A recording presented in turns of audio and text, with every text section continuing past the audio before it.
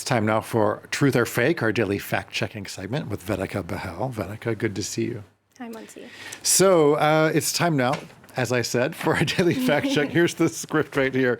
You've been looking into fake Twitter accounts pretending to be journalists in Ukraine, but they might not be in Ukraine at all, or even journalists. Yes, we've, with the France 24 Observers, we have found several Twitter accounts claiming to be journalists at the heart of the war in Ukraine.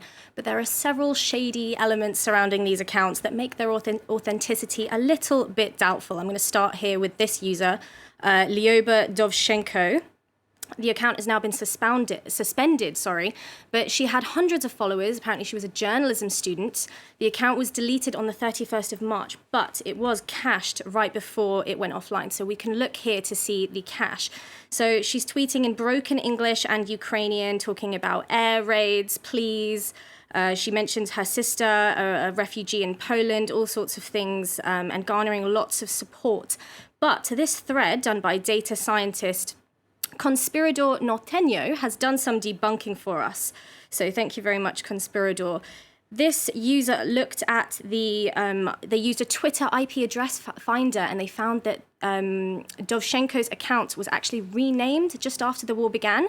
It was previously named at Camp Lost Kids. So they've suddenly decided to change the Twitter handle.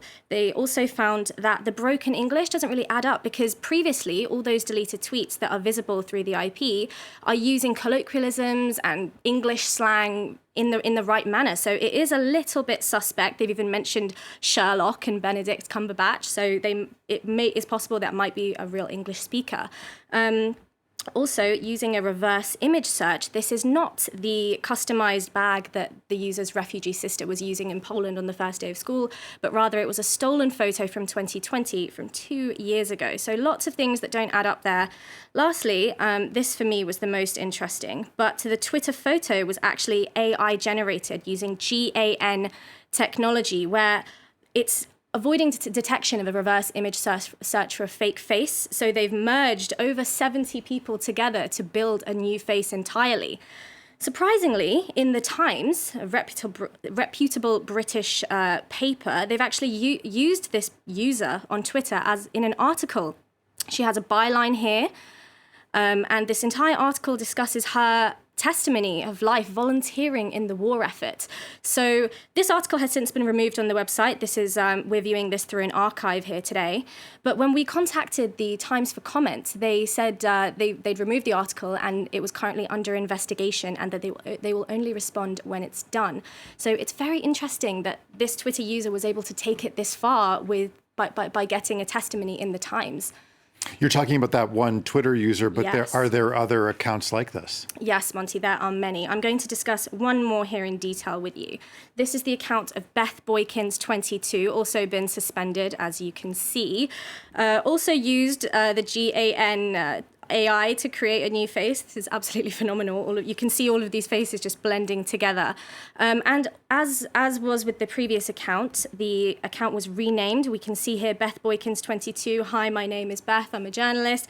And the geotag says Ukraine, joined May 2017. But again, Conspirador Norteño has debunked this by using an IP Twitter finder. And you can see here, Monty, it says the geotag is Little Rock, Arkansas, which is in the US. It's nowhere near Ukraine. And the handle is at iflebrahim7. It also says, we are a group of friends who love graphic design.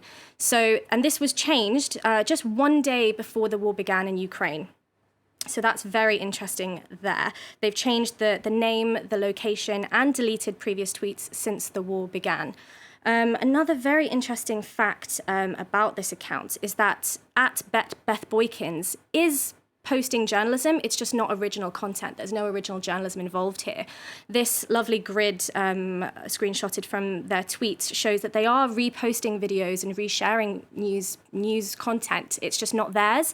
And often most of the text is stolen word for word from the original poster. So our France 24 observers also looked into this. We couldn't find any mention of Beth Boykins, 22, on the Kiev Independent, which is an English language news agency based in Ukraine. There was no mention, no articles linked to this person. And another very interesting thing, as you and I both know, it's very unusual for a journalist to not have any online presence whatsoever.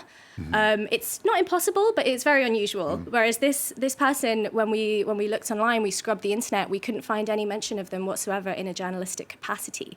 So it is a little bit dodgy. There's a few things that don't add up. As to why people do this, there's several theories. It's possible, people do this sometimes to spread misleading information. Sometimes it's to build an online audience, pretending to be somewhere, pretending to be at the heart of something, especially with the war garnering so much traction. We've talked about this before at Truth or Fake, about how people resell popular accounts after they've surged in popularity. So there really are several theories on why people might do this. Okay, Vedek Bahel, thanks so much for our daily fact-checking segment, Truth or Fake. Thanks.